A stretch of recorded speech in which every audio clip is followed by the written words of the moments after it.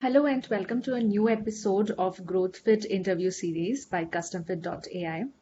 CustomFit is a no-code website personalization tool for marketers and sales professionals. With this tool, you can customize website content within just 3 steps.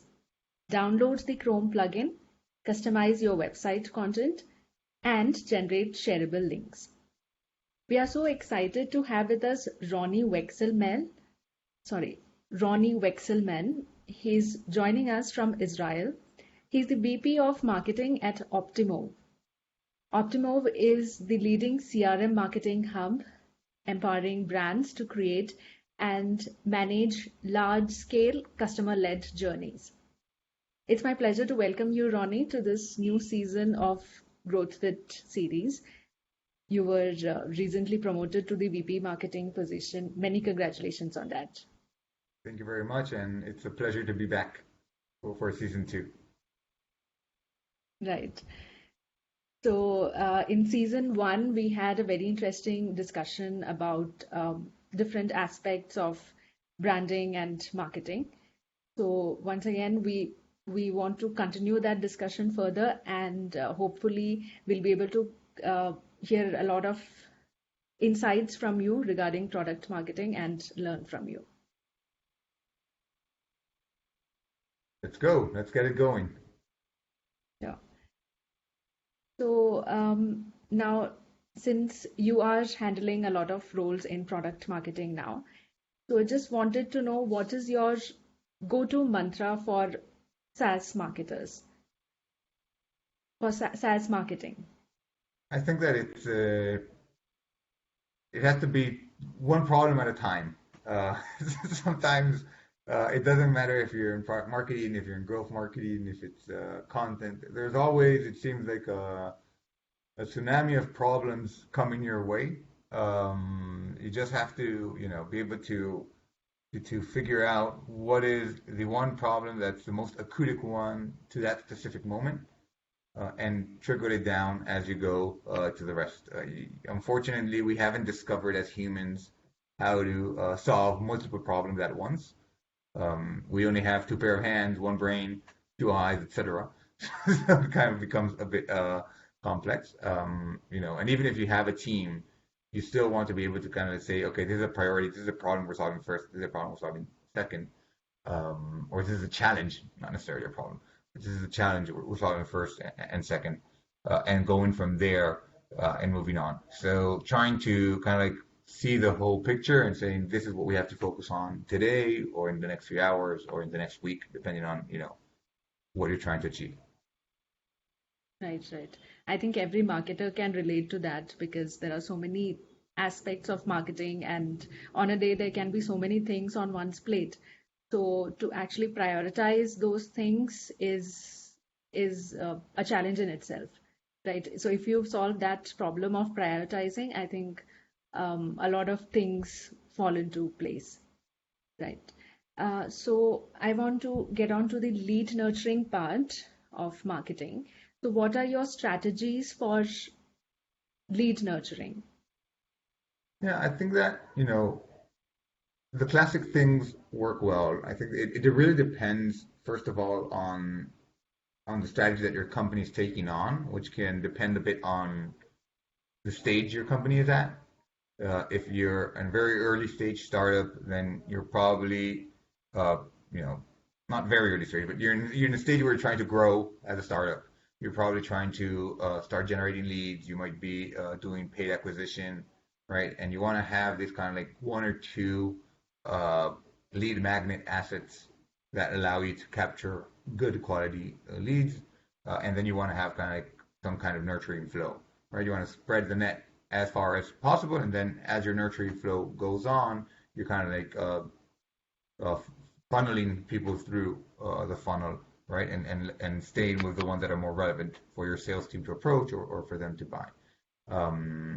If you're having a product-led kind of product-led growth kind of strategy, then that might change a bit because you're not trying to funnel people into sales, you're trying to convert them through your website, get them to try your product and so forth.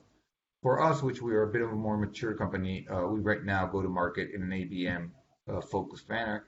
It makes it a bit different. You go for quality instead of quantity of leads. You still have the nurturing flows. You still have to match um, the right message to the right stage of the funnel that your customer or target company is at. But you start from creating and curating the list of targets that you want to reach instead of just putting out the net out there. So I think that the strategy that you should follow, it really depends on the stage you're at and the way that you Right, go to right. market. If it's direct sales or partner sales, or if it's kind of like a product-led growth approach. So it will vary a bit.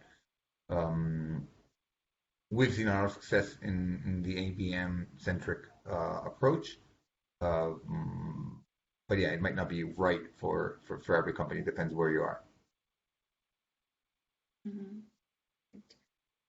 So when it comes to different stages of the funnel in marketing, website plays a very important role, right, in communicating with the prospects and also with the existing customers.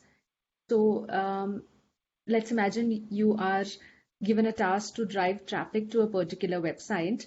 What will be your strategy that you begin with in general? Yeah, and again, I think that it's a good question to have, and I'll say that it really depends at what stage you are as a company.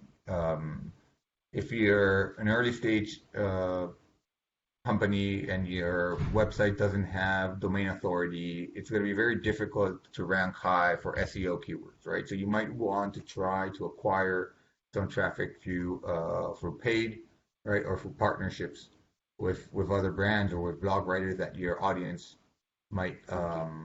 might be relevant waiting for, right? If you're more a mature company and you have already some traction on Google and whatnot, then you can probably put in efforts into SEO, into trying to rank for specific keywords, keyword research, and so forth. And if you're trying to go to market in ABM way, then you're probably also trying to once again swing in the pendulum a bit back into buying the right traffic to get to your audiences. It would always be a balance at the end of the day. You're trying to strive a balance between organic traffic, paid traffic, referral traffic, and so forth. Because I don't believe you can win with only one. You have to grow. You have to have a combination of all of them. Just you have to keep in mind where you are at, research wise. We were talking about prioritization before, um, where you are research wise, and what you can do at any given time, right? And that's what's going to lead the how do you get website traffic or grow your website traffic month over month and so forth. That sounds good. Once we have a website, it's the first priority is to um, get people onto the website, and then gradually conversion rate on the website becomes more important, right? When you measure these different matrices. So once you have a good website set up and you also have good amount of traffic coming onto it, so now how what will be your methodology to drive conversion rate on the website? So it's a good question. I think that the first key is to avoid misalignment between the landing page and whatever your audience clicked on to get to your website.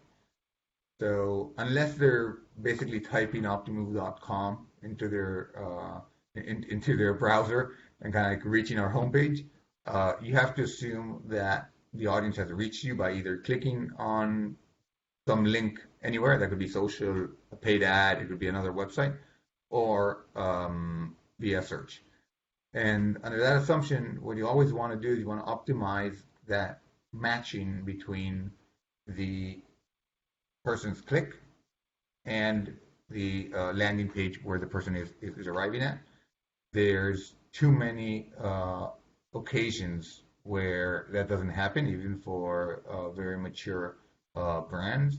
And that's the first thing that eats out to your conversion rate, right? A person that lands on the page and says, wait, this is not what I was expecting, will just bounce and not convert. And then, you're trying to create this snowball effect where the person says, okay, I'm at the right place. I read the first line. It's interesting. I want to go to the second line. I want to understand, okay, here's the offer. Now I want to convert. It takes a bit. There are people who like to push the offer right up to the top and kind of try to get you to convert on that form right away.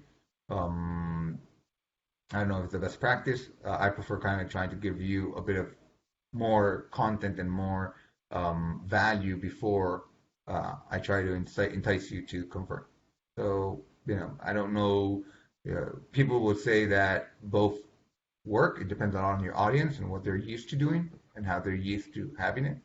But definitely the first thing is get that alignment between what drove the click and the landing page in the right place, and then only then create that snowball effect of engaging your audience and getting them to convert through whatever you're trying to convert them to. Right, right. So we often see that when we visit a website, we do engage on the content, but there are certain parts in which there is friction, and the audience kind of drops off from those pages, right? So I think you rightly covered this point that it's important to align the website to the larger goals. So, Ronnie, since you must have seen so many websites and you must have spoken to so many marketers, uh, is there any point that you feel, product on the website, marketers are getting it wrong or neglecting certain points when it comes to creating engagement on the website? Or something that they often misjudge or neglect? Yeah, so hard to say. I don't like, I can't point, I don't want to point to specific examples on a publicly available podcast. Um, I think that at the end of the day, a lot of marketers try to jump way too forward instead of covering their bases. Um, there's this fine balance you want to maintain between being very personalized and kind of having the and then having a message that's coherent to most of your audience. You know, I think that at the end of the day, where marketers kind of like fail is when they go all the way into that one-to-one personalization without covering the basis of, what's the story we're trying to tell, and you get lost in the, oh, but there's a specific scenario that we want to answer to, right? And you're kind of like, well, yeah, but that scenario represents, I don't know, 0.1% of the people that are going to your site, and you're not serving the 20% or the 50% that's a bigger. So sometimes that happens. I think that's just doing a disservice to yourself. I'm trying to answer for every single micro scenario that might happen. But Okay, okay. So when it comes to inbound marketing, what are uh, few very important things that you make sure are included in inbound marketing strategy? Let's say three important components. I think that you want to make sure that your segmentation is right, that you kind of like understand who are the audiences that are coming in. You want to make sure that your conversions are working. So you want to be able to keep an eye on the conversion rates of the landing pages where people are landing and kind of like have a benchmark for yourself and trying to optimize that benchmark as you go. And you have to be aware of retaining that. So not only uh, converting them at the first point, but then being able to keep them engaged as they move forward and as you nurture them and as you grow. And this is post website in most cases. As you grow your audience into feeling comfortable to buy your product, to try your product, to use a product, and whatnot. So I think that a lot of the inbound is focused always on, okay, let me get them into my website, let me convert them once they're in my website, and people forget that third element which is the retention of those people, that nurturing of those people. Right, right. And you want to make sure that if you've already spent all this energy and even money bringing them in and converting them, you don't want them to just kind of like disappear forever if they didn't immediately pan out into a user or a potential purchase, right? Yeah, that's so true. Um, so when it comes to retaining those people when who are already engaged with your content, I just wanted to know what is your take on having personalized messages on landing pages and all those different touch points in customer interaction. Let's consider this situation that we are showcasing relevant content to each visitor at each stage and nurturing those lanes, providing by showcasing personalized messages to them, addressing their specific problem areas. So, what is your take? How much you think this will be effective in retaining them? Yeah, so I think it's effective. I think that there's the challenge in personalization of websites or any channel is that you can't scale it without strong AI, so you just have to have the right partner that gives you that AI capability. I can speak about outbound message personalization, which is what Optimove does, for example. Okay. And we allow our customers to scale through AI uh, in that personalization aspect, right? If you're trying to get to one-to-one personalization in your website, then you're also going to have to find that partner that will allow you to create these personalized experiences at scale. Doing it manually just becomes impossible. You have a glass ceiling of how personalized you can get, Hmm. unless you can basically hire millions of people to work for you and kind of personalize one to one. But if you're a growing brand and you have a lot of customers and a lot of prospects and you have aspirations of continuing to grow, doing that manually just doesn't scale, right? You're going to have that AI. So yes, it will work, but you have to find that right partner that can help you scale that for you. So, we often see that marketers do mention this point that there is sort of a gap when it comes to creating personalized messaging on the website, that marketers are not equipped with the technology to create personalization on scale. So just wanted to add about CustomFit, that CustomFit, a website personalization tool, it it is no code. So marketers don't have to rely on the uh, coders and developers to create these personalized messages. Same thing for sales. We also have an outbound tool. So sales professionals can use that tool, create website content, just edit and customize those contents or even personalize those contents and share the link with their prospects. So that increases the chances of the visitor engaging on the message more and even the chances of them converting. Yeah, 100%. And it's also part of the solving that scale problem, right? Having a no Hmm. code Right, right. solution that allows for that individual marketer or contributor to go in and not have to know how to code the answer or how to code the solution, and he can just kind of like point and click, really gives that individual the ability to work a lot faster, to answer a lot faster, and at the end of the day to roll out a product that is at the same level that a coder would have gotten without having to wait in line for that Yes. resource to become available.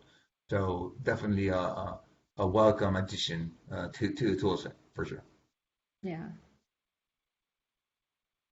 So what is your strategy for keyword research or making sure that the content marketing part of your website is passes the keyword test, is optimized for the keywords?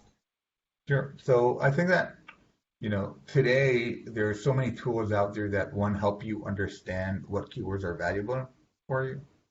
But and second, that help you understand how the landing page, the SERP, right, the search engine results page, looks. And you have to be able to do both. You have to be able to understand, okay, this is a keyword I want to target, and this is what Google is ranking today in that SERP. Is there a people also ask box? Is there videos? Are there, what type of articles are top of the results page? Because the way that you can optimize is saying, well, if this is what Google is showing as a response to this search term, then this is how I should probably frame my content. And if you look at the first three, four, or you just randomly choose from the top 10, three or four of the results, and you read through them and you say, okay, I understood what they're talking about. How do I bring more value based on this type of discussion, right? You don't want to copy them because then you're not doing anything with that. You're not going to outrank them. You want to think how you can bring in the format and the structure that they are performing, how you can bring added value that will allow you to rank higher on those. So there's a lot of discovery that goes into writing content. If you want to write content for SEO, um, that has to be done uh, by a person. And again, at the end of the day, you have to start. We go back to that prioritization issue from the beginning. You have to start with maybe a few keywords, right? Dip your toes, get ready, understand how it works, and then you can kind of like start scaling into more and more keywords or more specific ones. You probably don't want to start with the um, biggest, largest, um, most competitive keyword out there, right? Right, You want right. to lower. So, I think for marketers, it's very important to stay abreast with the latest information in digital marketing, also because there are so many updates almost every year. So, how, as a product marketer, how do you keep pace with this evolving market? Is there any blog that you follow religiously? Anything that you suggest for fellow marketers? Yeah, Any content so hub? there's a few. I'll do a shameless plug that if you're doing B2C marketing, read the Optimus blog because it just there's a lot of very good content there. If you're doing B2B marketing, I think that HubSpot for our automation or inbound, Moz for SEO, they're very good. Uh, DGMG, which is Dave Gerhardt, who was previously at Drift and Privy, Okay. is a good community to follow as well. You want to have a bit of a combination of of sources, I guess. Um, Try to tap into some community where you can ask questions, where you can kind of like find peers who can answer your questions, and so forth. Right. HubSpot blog is one that I also follow. I think they have covered a lot of topics around marketing, and that too, uh, a lot of content, a lot of downloadables are also there on HubSpot. So, talking about tools in marketing, what any favorite tool that you recommend or uh, you would like to introduce to the marketing tech stack? So I think that you want to start, and the tool that I most like, which I won't use publicly just so that I can keep them for myself and for my team, but anything that can help you identify the visitor, anything that can help you as quick as possible know if the person that is arriving to you is relevant to you is a good tool. Um, and the and that's kind of like more on the conversion side or on the acquisition side if you want. And then there's any tool that can help you to understand how users are behaving on your website. And these are more common tools, right? You have I don't know, Hotjar is a very easy one Right. to use. Um, it's a similar kind of tool that, or any similar kind of tool. I think Hotjar was one that I used to use in the past, where you can just replay sessions of your users, try to understand how they're experiencing your website, how they're experiencing your your content, and understanding where are some fail points that you have to solve for. Right, I totally agree. I think a tool that helps you analyze the journey of a visitor from and where all they have experienced blockages. I think that will be very useful for marketers. So now that you are in this new role, I'm sure it it comes with many joys, but also there might be certain challenges. So as a VP in marketing, what are the certain areas that you find challenging? Let's say managing a team. I think that first of all, I have a great team, very smart, smarter than me for sure, and very and hardworking team. But I think that as you grow as a company and as a manager, and you have kind of like larger teams, the main challenge becomes finding the time for each individual person on your team, right? You can very easily get sucked into a full day of meetings and even some late night works, but you want to try to find those 10, 15, 30 minutes to sit down with every person of your team, not every day, of course, and not maybe every week, but yes, to find the time to spend with the people, right? I'm a big people's person. I believe that that's what makes us kind of like run at the end of the day, and that's what gives us So true. energy, and that's what makes us want to invest in one another. And you have to just, at the end of the day, I think, uh, find that time, and it becomes very complicated as you start to oversee more and more uh, uh, responsibilities. But it's definitely something that it's worth investing in and finding the way and the solution to solving the challenge of time, right? Which is probably the biggest challenge we all face at the end of the day. You reminded me of this line that our biggest investment is in our team and in our people, right? Yeah, They are sort I of our agree. brand ambassadors. Yeah. So I that agree. brings me to my last question. What is your mantra for demand generation? I'll go back to the beginning and I'll say one problem at a time. You always want to be, um, on top of things and you want to look at different aspects of it, but you have to prioritize to what will bring you the most value in the next X days, right? If if what's going to bring you the most value is going to sit with your team until for 5 hours or 6 hours and just go through your whole list of target accounts, prioritizing between them and making sure that they're the right ones for your market, then do that. If what's going to bring you the most value is to write because you're just getting started and you need this one piece of content that's very good that's going to create a ton of leads for you, then focus on that.